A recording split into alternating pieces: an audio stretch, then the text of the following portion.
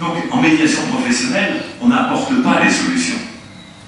Mais la manière dont on va considérer que la personne fonctionne, écoutez bien, c'est pas facile. Chaque personne est d'abord fondamentalement ignorante et maladroite. Vous voyez les réactions? Merci. Vous pouvez recommencer. Non, j'avais un complice dans la salle. Donc, c'est vrai que c'est incroyable quoi, de penser ça. C'est incroyable de se dire, je suis en réalité fondamentalement ignorant. Dites-moi une chose, vous qui êtes expérimenté en situation conflictuelle, je ne vais pas vous prendre vous comme si, parce que ça c'est devenu trop facile maintenant, hein, on va pas créer un rapport de force tout de suite, on verra ça plus tard. Donc, c'est de vous dire, lequel d'entre vous, qui a été en conflit dans sa vie, n'a pas pensé plus tard, si j'avais su. Je recommence.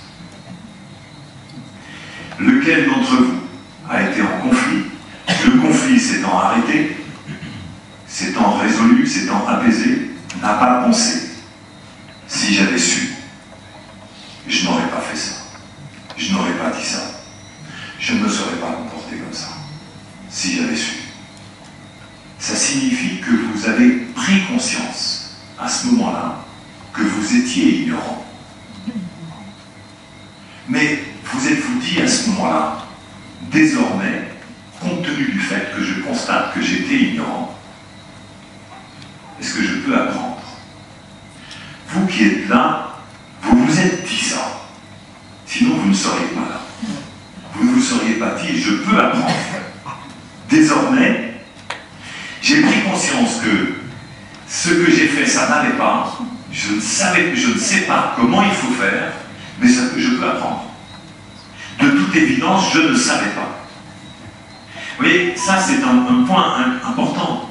Parce que tant qu'on ne fait pas le constat que cet humain que nous sommes, cet humain que vous êtes, est d'abord fondamentalement ignorant, vous ne pouvez pas être en posture d'apprendre.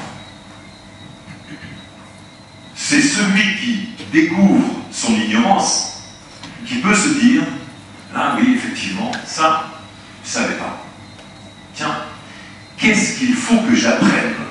Et là, on se met en recherche. Là, on se met en quête. Alors, il y a le manque de savoir, et je l'ai dit. Il y a un autre aspect, c'est la maladresse. Chacun est maladroit.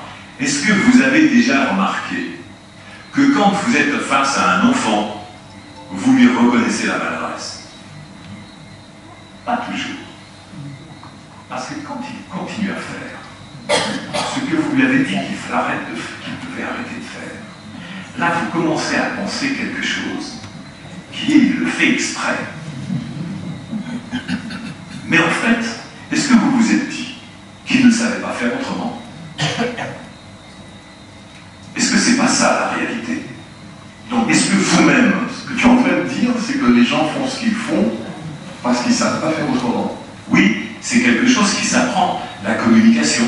Et le médiateur professionnel a donc appris à regarder l'humanité en se disant, l'humanité est d'abord fondamentalement ignorante. Il ne le fait pas exprès. C'est pas volontairement qu'il est en conflit. Il préfère ne pas être en conflit. Franchement, qui est-ce qui, ici, préfère être en conflit? Mais combien on prête d'intention aux autres de préférer être en conflit? Mais quand je vais interviewer toutes les personnes que j'ai rencontrées dans les situations de conflit, il n'y en a pas une qui m'a dit « Oh ben vous savez, moi je préfère rester en conflit, moi. Parce que c'est cool, le matin, j'ai bien dormi. Mais avec mes conflits, je dors bien. » Ça dépend, c'est quoi un conflit? Comment on identifie un conflit? Ou qu'on sache, ben, il y a des choses que j'ai faites et que je ne connaissais pas et que je dois apprendre. Tu veux que je donne toutes mes clés là? Oui, tout. C'est ce qu'on a promis. Mais en fait, un conflit, vous savez, le mot conflit, ça veut dire avec heurt. Heurter. C'est ce que ça veut dire. Donc c'est du heurt permanent. Quand on vous dit il y a différentes catégories à la gestion des conflits, et vous avez entendu dire qu'il y a des conflits de valeurs, des conflits de personnes, des conflits d'idéologie, des conflits de représentation, enfin vous voyez, il y a différentes formes de conflits comme ça. C'est bidon. C'est bidon, c'est pas ça les conflits. Un conflit, c'est quelque chose qui est le heurt permanent. C'est heurt. Vous savez, quand vous voyez une personne avec laquelle vous êtes en conflit, c'est déjà une agression, quoi. Rien que de la voir. Attention, même d'y penser. Donc c'est du heurt, c'est ça le conflit. C'est du heurt permanent. Même quand vous souriez à quelqu'un, vous êtes content de voir la personne, il suffit que la personne en question vous parle de l'autre. Vous avez le visage qui se transforme. C'est du heurt. Donc c'est ça qu'il faut réussir à bien comprendre. Et c'est fait pourquoi? Parce qu'en fait, il y a des composantes, il y a des invariants dans le conflit. Quelque chose de constant. Et ces invariants-là, vous les connaissez. Et je vais vous le dire. Je peux vous dire, à chacun d'entre vous, collectivement, ce qui est caractéristique de tous les conflits que vous avez vécus. Des invariants. Vous avez pensé que la personne qui était en conflit avec vous le faisait exprès. Non, tout le monde rigole normalement. Voilà, c'est mieux. Vous le faisiez, la personne en question le faisait exprès. Et vous voulez que je vous dise un truc? L'autre pensait la même chose de vous. Là, c'est moins drôle. Mais pensez la même chose. Donc c'est réciproque. Donc il y a ce qui s'appelle du prêt d'intention négatif. C'est constant. La personne faisait exprès d'être désagréable. Et elle était même stratège. Et vous aussi.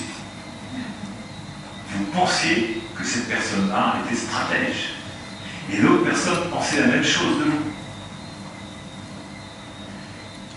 Mais vous pensiez qu'elle faisait plus quand même. Hein? Ça s'appelle la surenchère. Il y a un autre point, un autre invariant du conflit, c'est que vous aviez des propos jugeants désagréables vis-à-vis de la personne. C'est-à-dire du qualificatif négatif, on va le dire comme ça, de façon à rester sobre. Donc vous avez deux invariants là.